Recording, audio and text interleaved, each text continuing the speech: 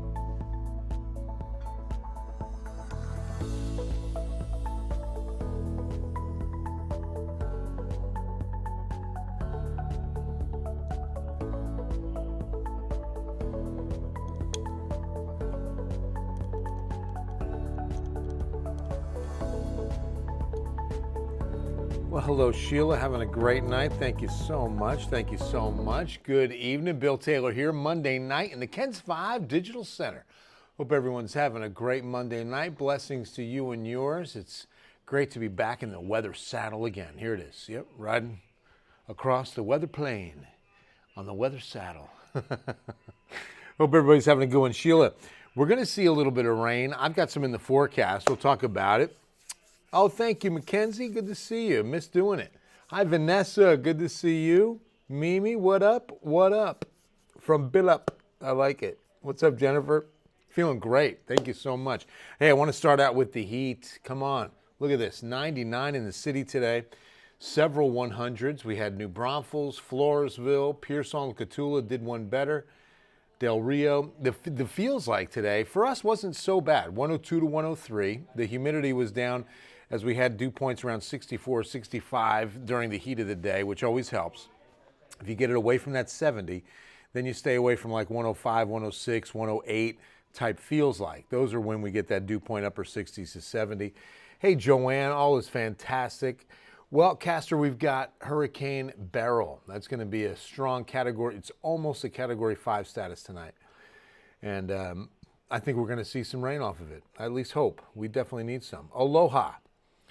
It's great to see you too. Great to see you too. Now, I just want to take a look at exactly where we should be this time of year. From Calaveras Lake, our forecast high this time of year is 94. So we did 5 better than that and only 5 away from a 1980 record of 104. So right in between the average and the record was today's 99. How crazy how Beryl jumped up to, oh, I know, unbelievable. I mean, in 24 hours, it reminded me a lot of Harvey. Harvey cranked up fast like that. From the Bay of Campeche and a minimal tropical depression. I mean, it was like almost a tropical wave.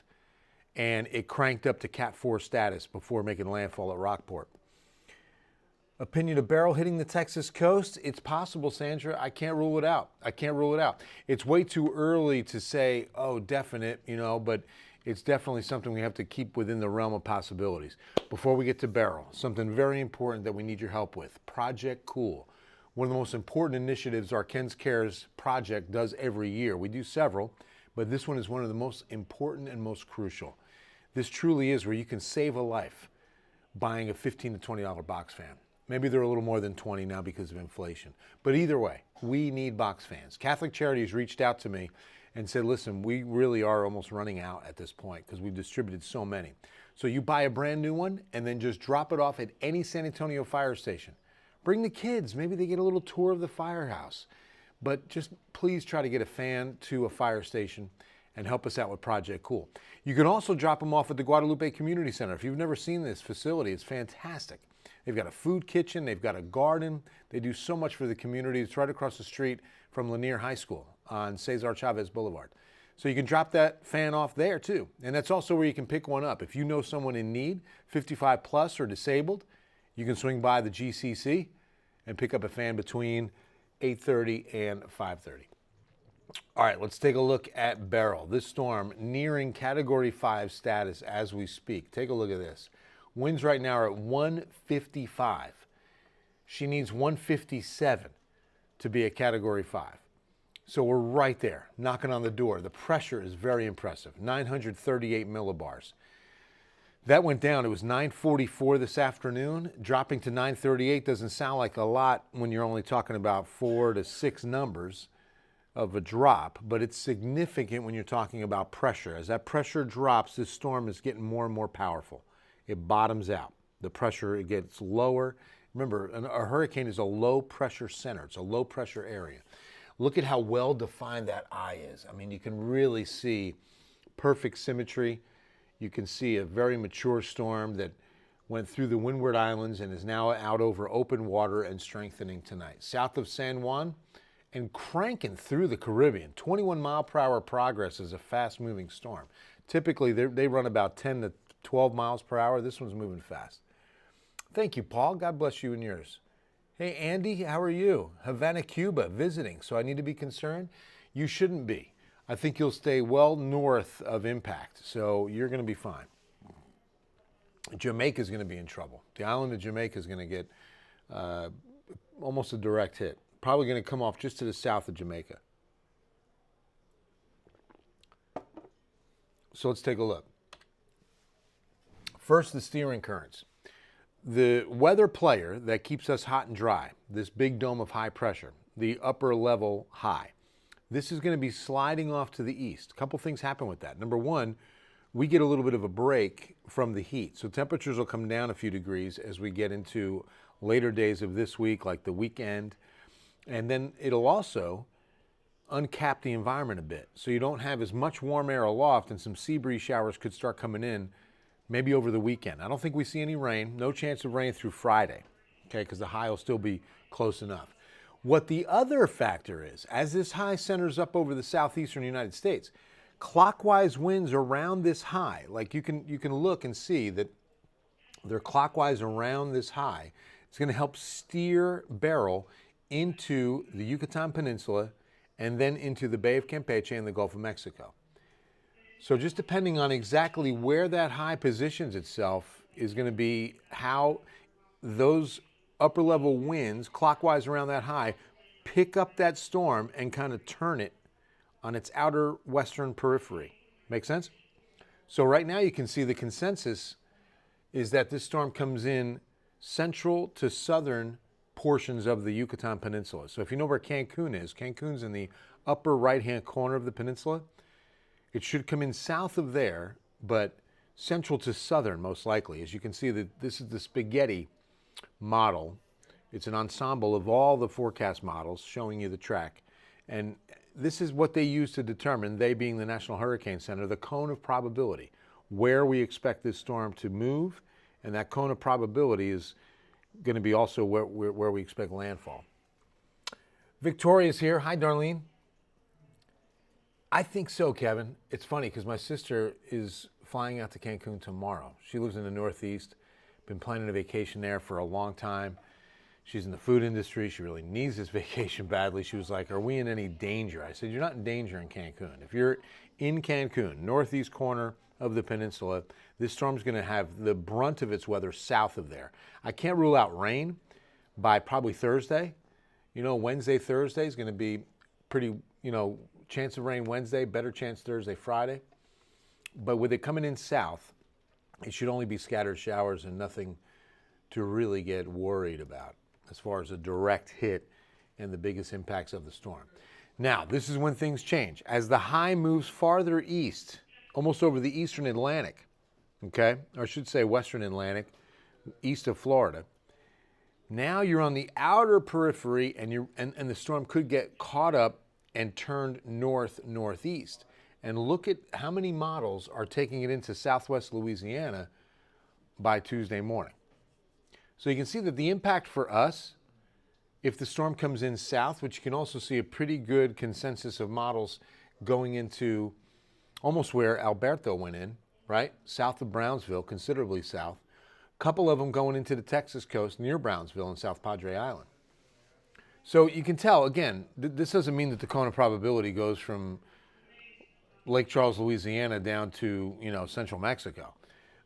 Here's what the National Hurricane Center, where it positions the cone of probability, okay? If it could, just plot right on top of Medina Lake. Wouldn't it be great, Heather? Jacob, what's going on? Look at you cooking it up again tonight. Hey, Victoria, have a trip to New Orleans Friday through Sunday. You'll be fine. I don't want to be stuck indoors, right? Yeah, no. You don't want to do that in New Orleans. Fun city. Be safe.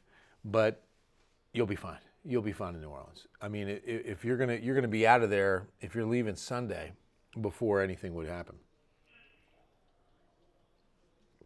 Because if it takes that right turn, look at Saturday midday. We expect it to be a tropical storm in the southern Gulf.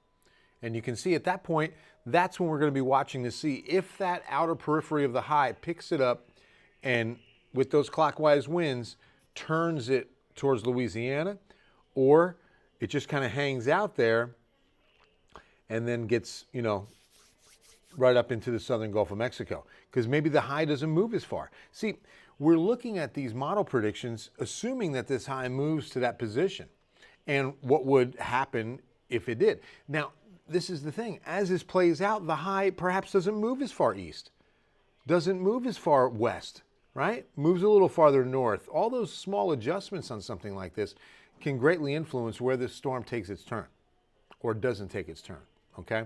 Now, would it completely change? No. This is a good consensus. I will say that in the last few years, the last few hurricane seasons, the cone of probability has done a phenomenal job. National Hurricane Center has done an amazing job in keeping this forecast has been pretty spot on. Now I want you to focus, look at the spot right here. Oh, no, right here. It's a Cat 2, still a very strong storm, but not a major hurricane when it nears Jamaica. The island of Jamaica is going to be on the bad side of the storm. Northeast quadrant is always going to be, with that counterclockwise spin, it's always going to be the worst spot, okay? And that's where Jamaica is going to live for about a day. So Jamaica is going to get clobbered, okay? And then you got the Cayman Islands next, and they're also going to be on the bad side of this storm as it comes in from the south. So if it could just jog a little farther north, it could weaken it even more, but it's expected to weaken to a Category 1 before that landfall at the Yucatan Peninsula. And that would come sometime Friday, maybe into Friday night, because this storm is speeding up. We were thinking originally landfall in the Yucatan could be somewhere overnight Friday, early Saturday. Now it's looking more like Friday. Flying into Cancun Wednesday to Tuesday, but going down to Puerto Aventuras, closer to Cozumel. Let me see where that is, bro, because that could be a little concerning if you're going any farther south.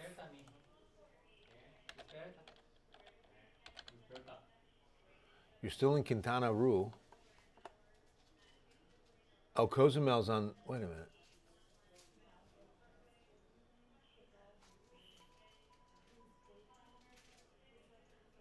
Cancun isn't bad on Wednesday. What does dash Tuesday mean? I don't understand that. I'm going down to, Wednesday to next Tuesday? Is that what that means? You should be fine.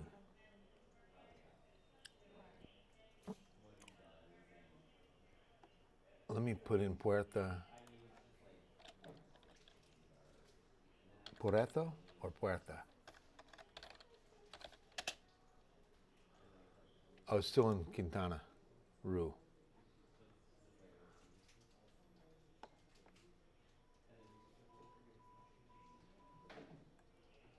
Where'd you go?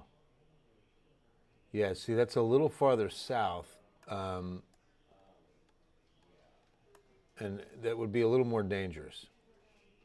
Because, again, Cancun is going to be on the northern fringe. And if you're going farther south, again, landfall, as I showed you, is expected. Right now, the red line is what we're predicting, but it could happen anywhere inside that cone of probability on landfall. So it could go farther south and you're in much better shape. But if it hits where that red line is, where the highest consensus on landfall is, that's not going to be a good spot. It's going to be dangerous, Brittany. So it just, again, depends. Yes, I'll be there from Wednesday to next Tuesday. You're fine. So if you're not going... From Wednesday to next Tuesday, there is what you're saying. Yeah, that could get a little rough on Friday. You're welcome. Not really. Puerto Rico will stay well north. They might get some rain. You can see it's going to pass up Puerto Rico pretty far to the south and spare the island this time around. So let me show you what we've got on South Texas impacts between now and next Monday. Next Monday being probably, the first impact day of this storm. And you can see the bullseye of rainfall from Corpus Christi down to Brownsville and into northern Mexico, 3 to 4 inches of rain by next Monday. This is only going to go up from here. You're going to start seeing some, oranges tomorrow. Then as we get to Wednesday, I might start seeing some yellows because we're going to see a lot of rain down there. Again, as we see where this storm starts moving. Texas Gulf Coast, will it reach there and when? Like I said, it's a little early to make a call on this and lock it in. But as I showed you, let's take a look at the computer models again. There is a pretty good grouping of models that feel this high moves far enough east that it's going to that the storm gets picked up on that outer western fringe and turns it more towards Louisiana. Then there's one consensus that says the high gets so far out of the way, it just continues west and it doesn't get picked up on that and goes in well south of South Padre. There's only 3 to 4 models that say Brownsville, South Padre area. So the consensus is kind of split between Southwest, pretty far too, by the way, right? So that's why, again, as we get closer, we're going to see this getting a little bit more fine-tuned.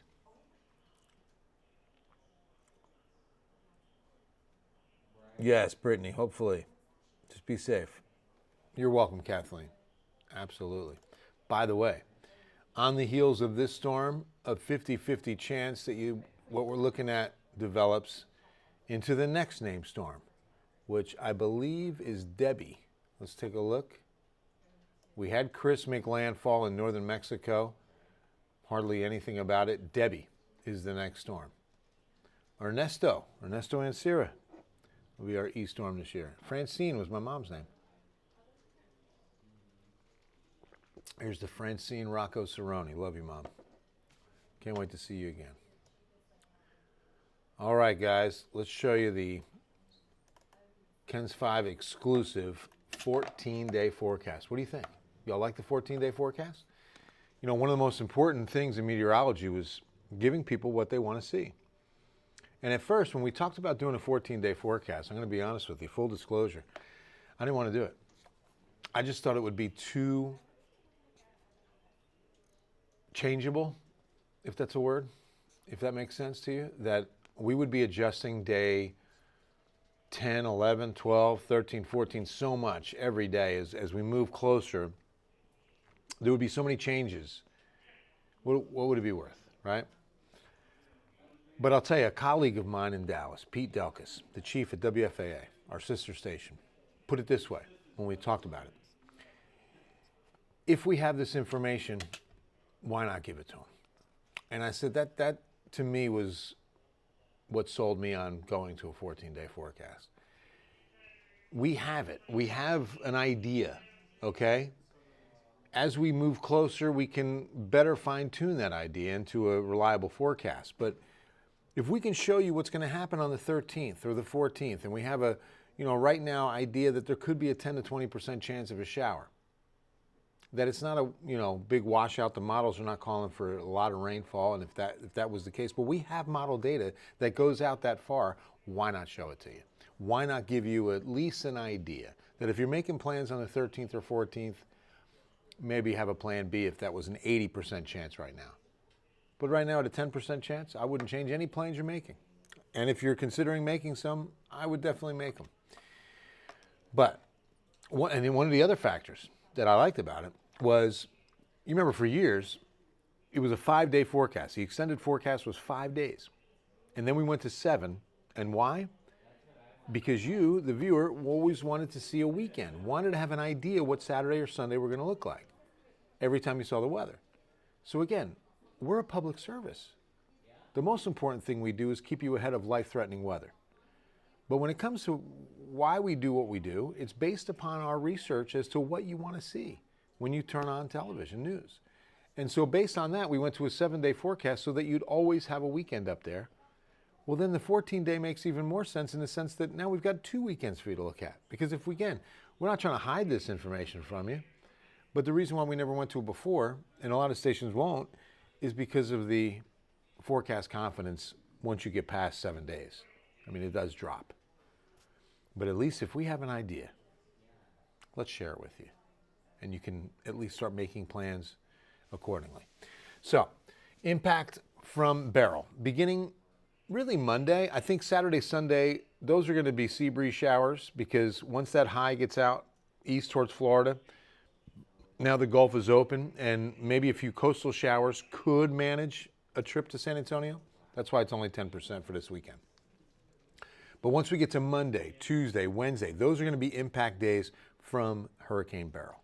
Those are going to be days where we see some of the moisture pushing up into South Texas if she takes that right-hand turn, okay, especially. Now, if she takes that right-hand turn, maybe those chances even go higher. But if she stays to our south and stays west on that track and goes more towards northern Mexico, we're looking at what happened with Alberto. We're looking at a few showers moving up towards us, maybe half an inch to an inch, and maybe not adjusting that forecast much at all. Sandra, probably, I would say by Thursday, Friday, we have a really good idea. Hey, Sheila, you're welcome. Good to see you.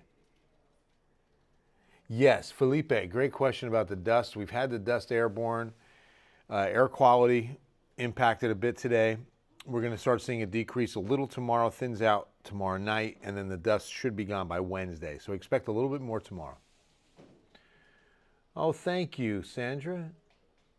Oh, thank you. That's so sweet. Tell her I said thank you so much. Olivia, praise God. That's so sweet. Port A Saturday looks good. I think a couple of sea breeze showers. Cataria? It's a beautiful name. I think it's going to be a couple coastal showers because, as I mentioned, the sea breeze will be back with that high getting out of the way. Love y'all. Love y'all. Going to make sure to join us on Ken's 5 News at 10. We'll have all the day's news.